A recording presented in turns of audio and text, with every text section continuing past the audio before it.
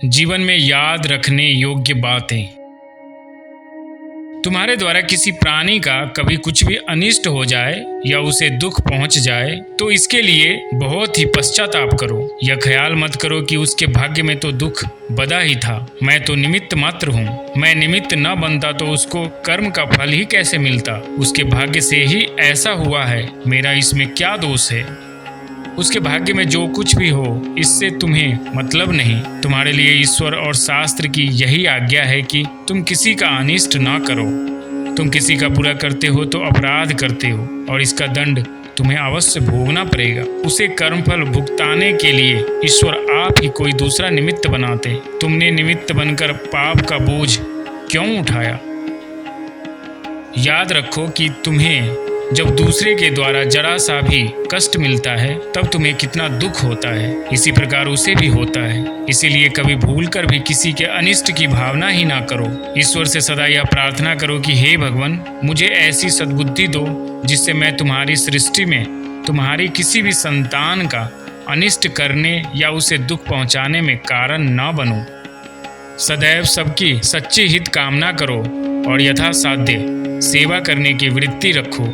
कोढ़ी, अपाहिज, दुखी, दरिद्र को देखकर यह समझकर कि यह अपने बुरे कर्मों का फल भोग रहा है, जैसा किया था वैसा ही पाता है, उसकी उपेक्षा ना करो, उससे घृणा ना करो और रूखा व्यवहार करके उसे कभी कष्ट ना पहुंचाओ। वह चाहे पूर्व का कितना ही पाप क्यों न हो, तुम्हारा काम उसके पाप देखने का नहीं है। तुम्हारा कर्तव्य तो अपनी शक्ति के अनुसार उसकी भलाई करना तथा उसकी सेवा करनी ही है। यही भगवान की तुम्हारे प्रति आज्ञा है। यह ना कर सको तो कम से कम इतना तो जरूर ख्याल रखो जिससे तुम्हारे द्वारा ना तो किसी को कुछ भी कष्ट पहुँचे और ना किसी का अनिष्ट ही हो। तुम किसी से घृणा करके उसे दुख पहुँचाते हो तो पाप करते हो, जिसका बुरा फल तुम्हें जरूर भोगना पड़ेगा।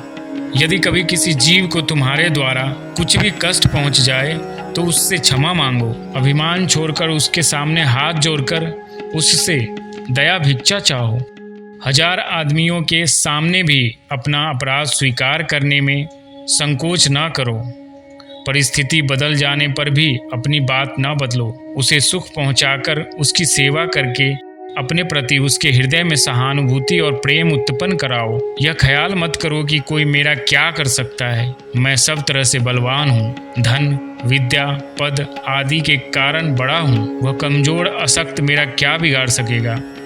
ईश्वर के दरबार में कोई छोटा बड़ा नहीं है। वहाँ के न्याय पर तुम्हारे धन, विद्या और पदों का कोई प्रभाव नहीं पड़ेगा। कमजोर गरीब की दुख भरी आह तुम्हारे अभिमान को चूर्ण करने में समर्थ होगी। तुम्हारे द्वारा दूसरे के अनिष्ट होने की छोटी से छोटी घटना भी तुम्हारे हृदय में सदा सूल की तरह चुभने चाहिए। तभी तुम्हारा हृदय शीतल होगा और तुम पाप मुक्त हो सकोगे। दूसरे के द्वारा तुम्हारा तनिक सा भी उपकार या भला हो अथवा तुम्हें सुख पहुँचे तो उसका हृदय से उपकार मानो, उसके प्रति कृतज्ञ बनो। यह मत समझो कि यह काम मेरे प्रारब्ध से हुआ है, इसमें उसका मेरे ऊपर क्या उपकार है, वह तो निमित्त मात्र है। बल्कि यह समझो कि उसने निमित्त बनकर तुम पर बड़ी ही दया की है। उसके उपकार को जीवन भर स्मरण रखो। स्थिति बदल जाने पर उसे भूल न जाओ और सदा उसकी सेवा करने तथा उसे सुख पहुंचाने की चेष्टा करो। काम पड़ने पर 1000 आदमियों के सामने भी उसका उपकार स्वीकार करने में संकोच ना करो। ऐसा करने से परस्पर प्रेम बढ़ेगा, आनंद और शांति की वृद्धि होगी। लोगों में दूसरों को सुख पहुंचाने की प्रवृत्ति और इच्छा अधिकाधिक उत्पन्न होगी। सहानुभूति और सेवा के भाव बढ़ेंगे। याद रखो कि उपकार या सेवा करने वाले के प्रति कृतज्ञ होकर मनुष्य जगत की एक बड़ी सेवा करता है, क्योंकि इससे उपकार करने वाले के चित्त को सुख पहुंचता है, उसका उत्साह बढ़ जाता है और उसके मन में उपकार या सेवा करने की भावना और भी प्रबल हो उठती है। कृतज्ञ के प्रति परमात्मा की प्रसन्नता और कृतघ्न के प्रति कोप होता है। इससे कृतज्ञ बनो और उपकारी के उपकार को कभी न भूलो।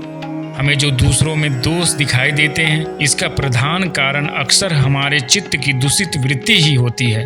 अपने चित्त को निर्दोष बना लो, फिर जगत में दोषी बहुत ही कम दिखेंगे। अपने दोषों को देखने की आदत डालो। बड़ी सावधानी से ही अपने मन के दोषों को देखो। तुम्हें पता लगेगा कि तुम्हारा मन दोषों से भरा है। फिर दूसरों के दोष देखने की तुम्हें फुर्सत नहीं मिलेगी। मन के पैदा होने वाले प्रत्येक संकल्प के साथ राग द्वेष रहता है। उसी के अनुसार वह सुख या दुख का अनुभव करता है तथा इसी राग द्वेष के कारण दूसरों में गुण या दोष दिखते हैं। जिसमें राग होता है उसके दोष भी गुण दिखते हैं और जिसमें द्वेष होता है उसका गुण भी दोष दिखता है। राग द्वेष का चश्मा उतरे बिना किसी के यथार्थ रूप की जानकारी नहीं हो सकती। मन में उठने वाली प्रत्येक स्फुरना के दृष्टा बन जाओ। स्फुरनाओं का शीघ्र ही नाश हो जाएगा। मन को वश में करने का यह बहुत सुंदर तरीका है। इसी प्रकार राग द्वेष के दृष्टा बनने से राग द्वेष के नष्ट होने में सहायता मिलेगी।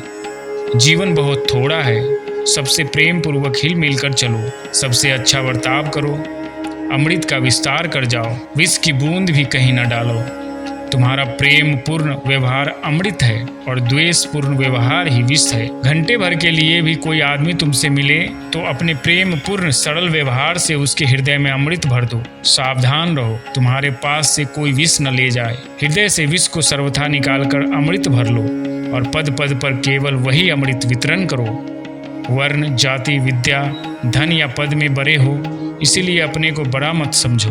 याद रखो सब में एक ही राम रम रहा है। छोटा बड़ा व्यवहार है न कि आत्मा। व्यवहार में सब प्रकार की समता असंभव और हानिकर है। इससे व्यवहार में आवश्यकता अनुसार विषमता रखते हुए भी मन में समता रखो। आत्म रूप से सबको एक सा समझो।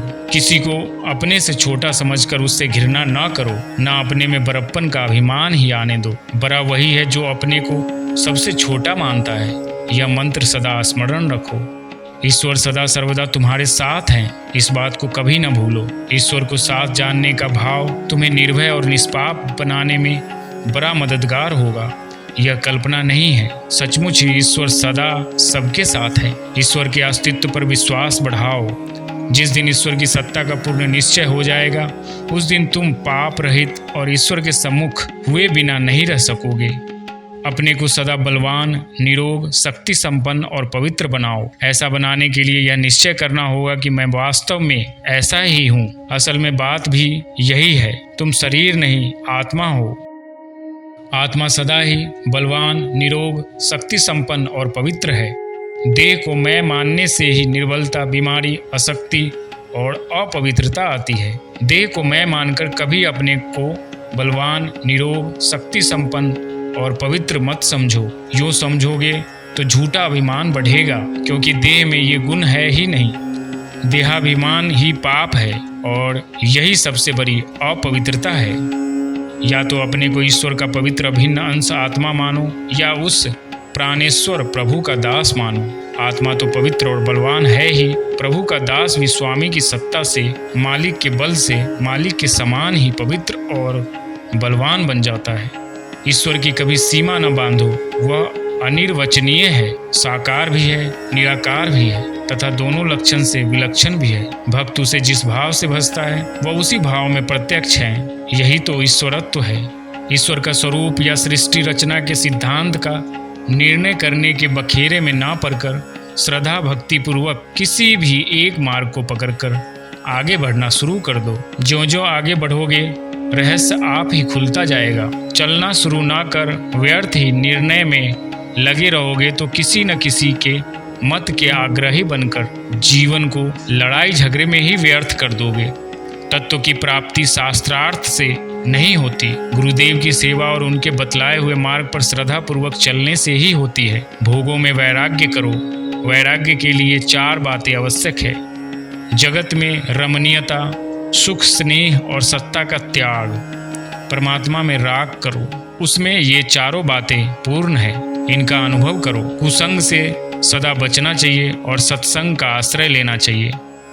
विषयी पुरुषों का संग तो बहुत ही हानिकर है। चेतन की तो बात ही क्या है। मन को लुभाने वाली और इंद्रियों को आकर्षित करने वाली जड़ भोग्य वस्तुओं का संग भी त्याज्य है। ईश्वर के विरोध की बात कभी भूलकर भी नहीं करनी चाहिए, न सुननी चाहिए। यह सबसे बड़ा अपराध है। मन से राग द्वेष को निकालकर अनासक्त भाव से इंद्रियों के द्वारा विषयों का भोग करना चाहिए, न कि राग द्वेष युक्त होकर तथा इंद्रियों के गुलाम बनकर। इंद्रियों को गुलाम बनाकर उनसे काम लो, उनके गुलाम बनकर उनके कहने में ना चलो। साधक के लिए सबसे बड़ा प्रतिबंधक कीर्ति की चाह है। धन और स्त्री का छोड़ना सहज है, परंतु कीर्ति का लोभ छोड़ना बहुत ही मुश्किल है। सुख तुम्हारे मन में है, न कि किसी कार्य या वस्तु विशेष में। चित्त शांत है तो सुख है, नहीं तो दुख ही दुख है। चित्त की शांति के लिए जगत की कामनाओं का त्याग जरूरी है। जो कुछ भी कार्य करो, भगवान की सेवा समझकर उन्हीं के लिए करो। दया निधान प्रभु की अपने ऊपर परम कृपा समझो, उनकी कृपा पर पूर्ण विश्वास रखो और तुम्हारे कार्य का जो कुछ भी परिणाम हो उसे मंगलमय भगवान की इच्छा समझकर आनंद से सिर चढ़ाओ। जीवन बीता जा रहा है, हम पल पल में मृत्यु की ओर बढ़ रहे हैं। बहुत ही जल्दी जीवन खत्म होगा। यह समझकर अगली यात्रा के लिए यहाँ का काम निपटाकर सदा कमर कसे तैयार रहो। जगत की आसक्ति सर्वथा त्याग कर परमात्मा से मिलने की तीव्र इच्छा करना ही कमर कसकर तैयार होना है। जगत में नाटक के पात्र की तरह रहो।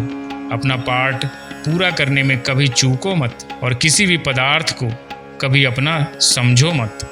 पाठ करने में चूकना नमक हरामी और किसी को अपना मानना बेईमानी है। समझो नाटक, परंतु लोक दृष्टि में अभिनय करो सत्य सा समझकर ही। गुण दोष सब में रहते हैं, भूल सभी से होती है। यदि तुम किसी का कोई काम देखते ही उसमें दोष ढूंढने लगोगे तो तुम्हारी वृत्ति आगे चलकर बहुत दूषित हो जाएगी। तुम्हें अच्छे से अच्छे कामों में भी दोष ही दिखेगा।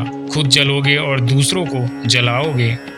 इसके बदले में यदि तुम गुण देखोगे तो तुम्हारी वृत्ति सात्विक होगी, प्रसन्नता बढ़ेगी, शांति मिलेगी। सब में गुण देखने की आदत डालो, देखो कितना आनंद मिलता है। किसी की भूल न ढूंढो, भूल दिखे तो उसे भूल जाओ। उसके अच्छे हेतु परिश्रम और लगन की हृदय से कद्र करो। उसके कार्य में गुणों को ढूंढो, भलाई की खोज करो। तुम गुणवान और भले आदमी बन जाओ। इज्जतदार बनो। सच्ची इज्जत क्या है, पहले इस बात को जानो। अन्याय से धन कमाकर भी धन के बल से मनुष्य इस दुनिया में इज्जतदार कहला सकता है, परंतु परमात्मा के यहाँ उसकी कोई इज्जत नहीं है। यहाँ दरिद्रता से जीवन बिताने वाला, संसार की नज़र में गिरा हुआ मनुष्य भी यदि धर्म के पथ से नहीं डिगता तो वही सच्चा इज्जतदार है। मान बढ़ाई के मोल में धर्म को ना दो। मान बढ़ाई को पैरों तले कुचल डालो, पर धर्म को बचाओ। धन, मकान, मनुष्य, शरीर आदि के बल पर ना इतराओ। यह सारा बल पल भर में नष्ट हो सकता है। सच्चा बल ईश्वरीय बल है, उसी को अर्जन करो। जहाँ अस्पताल और वैद्य डॉक्टर ज्यादा हैं, समझो कि वहाँ के मनुष्यों का शारीरिक पतन हो चुका है। जहाँ वकील ज्यादा हों और कचहरी में भीड़ रहती हो, समझो कि वहाँ के मनुष्यों की ईमानदारी प्राय नष्ट हो चुकी है। और जहाँ गंदा साहित्य बिकता हो, समझो कि वहाँ लोगों का नैतिक पतन हो चुका है। केवल दवा और अस्पतालों से ही रोगों का समूल नाश नहीं होता। रोगों का समूल नाश तो इंद्रियां संयम और मन की शुद्धि होने पर होता है। इंद्रियां संयम और मन शुद्धि ऐसी दवा है कि इनसे शारीरिक स्वास्थ्य तो मिलता ही है, पारमार्थिक स्वास्थ्य की भी प्राप्ति होती है। अतः इंद्रियों को वश में करने और मन को शुद्ध बनाने का निरंतर प्रयत्न करते रहो। सत्संग से इंद्रिया संयम और मन की शुद्धि होती है। अतः कुसंग का त्याग कर सत्संग का सेवन करो। वकील और कचहरियों से ही झगड़ों की जड़ नहीं कटती। झगड़ों की जड़ काटने के लिए तो सबसे अधिक जरूरी बात है ईमानदारी। यदि मनुष्य दूसरे का हक मारने की इच्छा छोड़ दे तो झगड़ा हो ही नहीं। भगवान के प्रेम को प्राप्त करना ही मनुष्य जीवन का मुख्य उद्देश्य है। इस बात को स्मरण रखना चाहिए। भागवत प्रेम की प्राप्ति भगवान की कृपा से ही होती है, किसी साधन से नहीं। साधना का अहंकार कभी न रखो। भगवान की आज्ञा अनुसार भगवत अर्थ भजन ध्यान करने में प्राणपन से लगे रहो, परंतु अपने हृदय में साधकपन का अभिमान पैदा न होने दो। भगवान पर दृढ़ विश्वास रखो। तुम्हारे मन में जितना जितना भगवान का विश्वास अधिक होगा, तुम उतना ही भगवान की ओर आगे बढ़ सकोगे। सच्चे भक्तों का एकमात्र बल भगवान का भरोसा ही है। वे पूर्ण निर्भरता के साथ भगवान के होकर अपना जीवन केवल भगवान के चिंतन में ही लगाया करते हैं। जितना भरोसा बढ़ेगा उतनी ही भगवत कृपा की झांकी प्रत्यक्ष दिखेगी। यह याद रखो कि भगवान के समान सुहृदय, दयालु, प्रेमी, सुंदर, ऐश्वर्यवान और कोई भी नहीं है एवं वह तुम्हारा नित्य साथी है। तुम्हें हृदय से लगाने के लिए सदा ही हाथ फैलाए तैयार हैं। संसार में जो कुछ देखते हो सो सब उसी का है, उसी का नहीं वही सब कुछ बना हुआ है। यह जो कुछ हो रहा है सो सब उसकी लीला है, वह आप ही अपने में खेल रहा है। सर्वभाव से उसकी शरण हुए बिना यह रहस्य समझ में नहीं आवेगा। सब प्रकार के अभिमान को छोड़कर उसकी शरण हो जाओ, उसकी कृपा पर दृढ़ भरोसा रखो। सारी चिंताओं को छोड़कर सब कुछ उनके चरणों पर चढ़ा दो। उसके चिंतन में चित्त रखो, उसकी प्रत्येक देने को सिर चढ़ाकर आनंद से स्वीकार करो। उसकी हर एक आज्ञा का हृदय से पालन करो और उस पर अनन्य निर्भर होकर मांगने की वासना को ही त्याग दो। उससे मांगना ही ठगाना है, कारण वह परम सुहृदय भगवान हमारा जितना हित सोच सकता है उतना सोचने के लिए हमारी बुद्धि कभी समर्थ ही नहीं है। एक दिन अवश्य मर जाना है, इस बात को भूलो मत। मृत्यु के भयानक दृश्य को याद रखो। मरते हुए मनुष्य के शरीर की घृणित दशा का स्मरण रखो। उसके दुख से भरे हुए निराश नेत्रों की भयानकता का ध्यान करो। एक दिन तुम्हारी भी यही दशा होने वाली है। मृत्यु की भीषणता से एक बार भय होगा, विषाद होगा, जगत में अंधकार दिखेगा, निराशा होगी, पर इससे घबराओ मत। यह निराशा ही तुम्हारे परम सुख का कारण होगी। इसी में तुम परमात्मा की झांकी कर सकोगे। भगवान पर कभी अविश्वास ना करो, यह सबसे बड़ा पाप है। भगवान के नाम पर विश्वास रखो। याद रखो, नाम के बारे में संतों का एक एक वचन सच्चा है। नाम की शरण लेकर परीक्षा कर देखो।